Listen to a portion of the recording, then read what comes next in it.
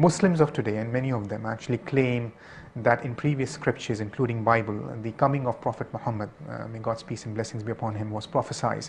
How do you back that claim? Are there specific verses in the Bible that we find prophesying the coming of Prophet Muhammad?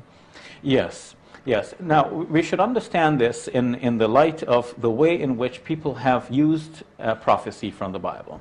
Many have said that Jesus is prophesied in the Old Testament. So we say, okay, where is his name mentioned?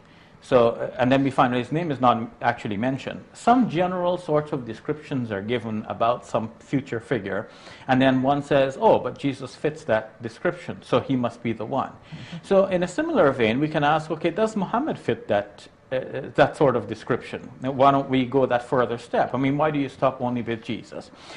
Okay, there we go. Brother David, why do we stop? Think about what Shabir just said, right? Mm-hmm.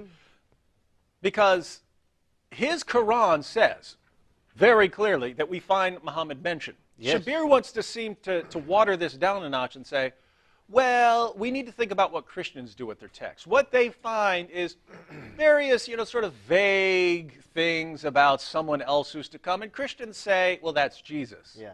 Well, and so why can't we do the same thing with Muhammad? Sure. Seems sensible and logical. Now, by the way, as kind of a side note here, is that what we have in the Old Testament? When it some sort of vague mentions of someone who's to come? No. Is that what we have? No. Because, we're told, are we not, that the Messiah is going to come from Bethlehem, right? Yes. So it's giving us a location. Of course, more than one person can come from Bethlehem, but we're specifically told he's going to be born of a virgin. Yes. Are we not? We're told that he's going to live a miraculous life. And just so we can read one of these passages, again, the topic is Muhammad in the Bible, but just because Shabir said you have these vague general mentions here. We don't know who it is, right? Let me quote a couple of verses from Isaiah 53. Let's see what kind of vague references to some random person who's going to come down the road. Yeah. Surah 53, verse 3. I'll start. He was despised and forsaken of men, a man of sorrows and acquainted with grief, and like one from whom men hide their face. He was despised, and we did not esteem him. Surely our griefs he himself bore, and our sorrows he carried. Yet we ourselves esteemed him stricken, smitten of God, and afflicted.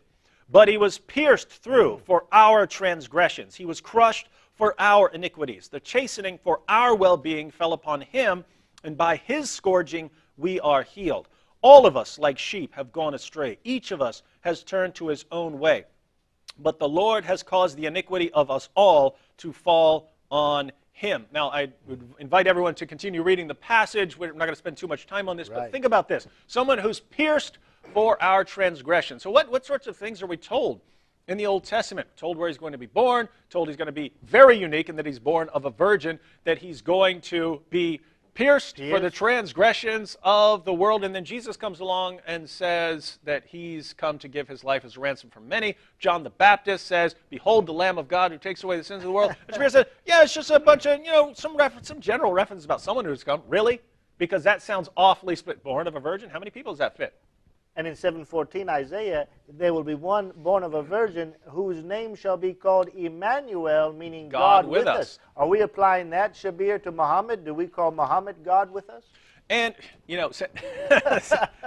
since we're quoting passages, we also have, for instance, in Zechariah, where it's Yahweh speaking, and says, "They will look upon me, the one they have pierced." So Isaiah 53, they're going to pierce him, and this is Yahweh says, "This is me." But also, just in Isaiah chapter 9 here, beginning at verse 6, Isaiah 9, 6.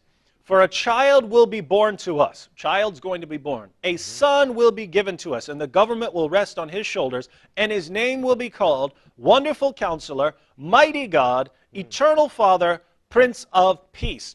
There will be no end to the increase of his government or of his peace on the throne of David and over his kingdom, to establish it and uphold it with justice and righteousness from then on and forevermore. The zeal of the Lord of hosts will accomplish this. So a descendant of David is going to take his throne, who will be the mighty God. There's just vague references that can apply to anyone. So why not do this with Muhammad? Yeah, because Muhammad's God in Islam, right? Yeah. That was really bad. But it's far from the only hilariously stupid attempt by Muslims to find Muhammad in the Bible. Indeed, there are so many bad attempts that one could make a comedy movie out of it. I think I'll do just that. Click here to learn more.